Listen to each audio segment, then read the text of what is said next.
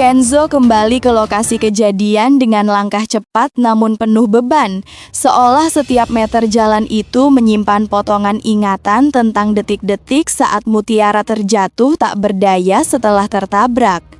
Meski polisi sudah datang sebelumnya, Kenzo merasa masih ada sesuatu yang terlewat, sesuatu yang hanya bisa dilihat oleh seseorang yang benar-benar peduli pada korban. Tanpa memperdulikan panas matahari atau rasa lelah yang belum hilang sejak ia berjaga di rumah sakit, Kenzo menelusuri kembali sisi jalan tempat Mutiara dan Pak RT berdiri sebelum insiden terjadi. Ia memandangi bekas goresan di aspal, pecahan kaca kecil yang belum tersapu sepenuhnya, dan jejak ban yang membentang agak miring, jelas menunjukkan kendaraan itu melaju panik. Setiap detail memperkuat kecurigaannya. Kenzo ingat sangat jelas warna mobil yang terlihat sekilas saat kabar kecelakaan baru sampai kepadanya. Meskipun semuanya terjadi cepat dan dalam kepanikan penuh, bentuk lampu belakang dan warna cat yang khas sangat familiar. Semakin lama ia mengamati jejak itu, semakin kuat firasatnya. Mobil itu terlalu mirip dengan mobil Sandra. Kenzo meremas kuat ponselnya. Emosi bercampur antara marah, takut, dan kecewa. Ia tahu Sandra berbahaya, tetapi tidak pernah membayangkan Sandra bisa sampai melakukan sesuatu yang mengancam nyawa orang lain, terlebih Mutiara. Kenzo memotret jejak ban, pecahan kaca, dan sudut jalan dari berbagai arah. Semua itu akan ia jadikan bukti tambahan untuk polisi. Namun di balik upayanya yang tampak tegas, batinnya sebenarnya berperang hebat. Jika benar pelakunya adalah Sandra, maka ini bukan sekedar kasus kecelakaan. Ini adalah upaya yang sejak awal sengaja mengincar Mutiara. Dan itu berarti Sandra harus bertanggung jawab, apapun risikonya. Dengan napas berat, Kenzo berdiri tepat di titik di mana tubuh Mutiara dulu ditemukan tak sadarkan diri. Ia memejamkan mata sejenak, merasakan kembali rasa takut yang pernah menghantamnya saat melihat kondisi Mutiara di rumah sakit.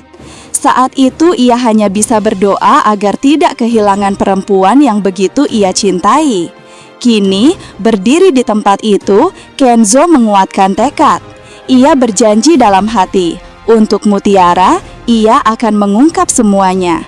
Tidak peduli siapa yang harus ia hadapi, tidak peduli seberapa besar kekacauan yang akan terjadi setelah kebenaran terbongkar. Ia tidak akan membiarkan pelaku berkeliaran bebas selama Mutiara masih berbaring tak sadarkan diri. Dengan bukti di tangan dan tekad yang semakin mengeras, Kenzo meninggalkan lokasi kejadian. Setiap langkahnya terasa semakin mantap. Pertarungan untuk keadilan Mutiara baru saja dimulai. Dan kali ini, Kenzo tidak akan berhenti sampai semuanya terungkap.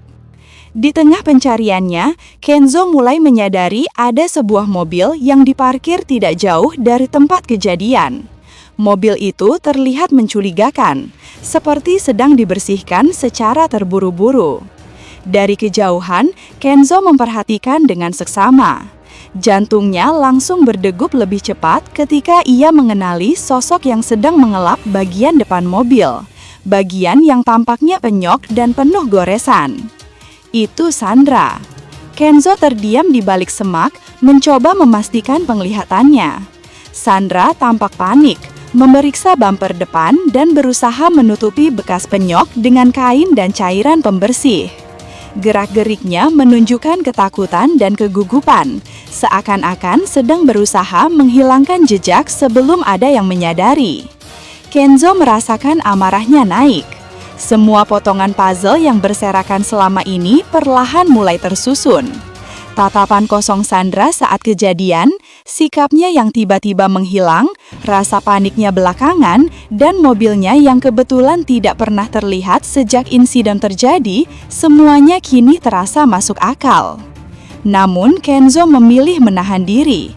Ini adalah momen yang sangat menentukan. Ia tidak boleh gegabah. Jika benar Sandra pelakunya, maka ia harus memastikan semuanya tercatat dengan jelas untuk diserahkan kepada polisi. Dengan napas yang ditahan, Kenzo mengambil foto dari kejauhan lalu merekam aktivitas Sandra tanpa diketahui. Wajah Kenzo menegang, antara sakit hati, marah, dan kecewa bercampur menjadi satu. Ia tidak percaya seseorang seperti Sandra yang selama ini hanya dicap sebagai pengganggu ternyata mampu melakukan perbuatan sebesar ini dan mencoba menutupi semuanya. Kenzo sadar, apapun yang terjadi selanjutnya, ia tidak akan membiarkan Sandra lolos dari tanggung jawab. Dengan langkah tenang namun penuh kewaspadaan, Kenzo memilih untuk memancing Sandra secara perlahan. Ia sengaja muncul di area itu, berpura-pura seakan tidak melihat apa yang sedang dilakukan Sandra. Ia berbicara dengan nada datar, memancing Sandra dengan cerita tentang bukti baru yang katanya sudah ditemukan polisi, serta kamera CCTV yang mungkin merekam pelaku. Kenzo ingin melihat perubahan raut wajah Sandra. Apakah ia panik, gusar, atau mencoba menyangkal? Sandra yang awalnya percaya bahwa jejaknya aman langsung terlihat goyah.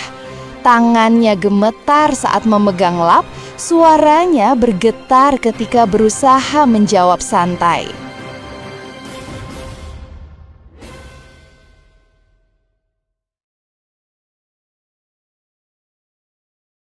Ia mengerti sebelumnya, akhirnya muncul begitu kuat.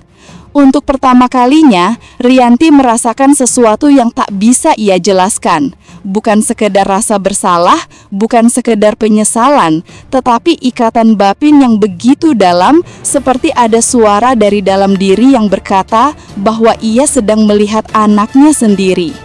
Ia menggenggam ujung selimut mutiara, tangan yang biasanya gemetar karena amarah, kini justru gemetar karena ketakutan. Setiap tarikan nafas lemah mutiara seperti membuat Rianti semakin hancur. Ia memandangi wajah itu lama, mencoba memahami kenapa rasa sakit ini begitu besar, padahal selama ini ia selalu menganggap mutiara musuhnya. Namun justru karena rasa sakit inilah Rianti perlahan sadar ketidaksukaannya selama ini hanyalah topeng untuk menutupi ketakutan yang tidak pernah ia hadapi. Takut masa lalu terbongkar, takut kehilangan kendali, dan tanpa ia sadari, takut kehilangan mutiara.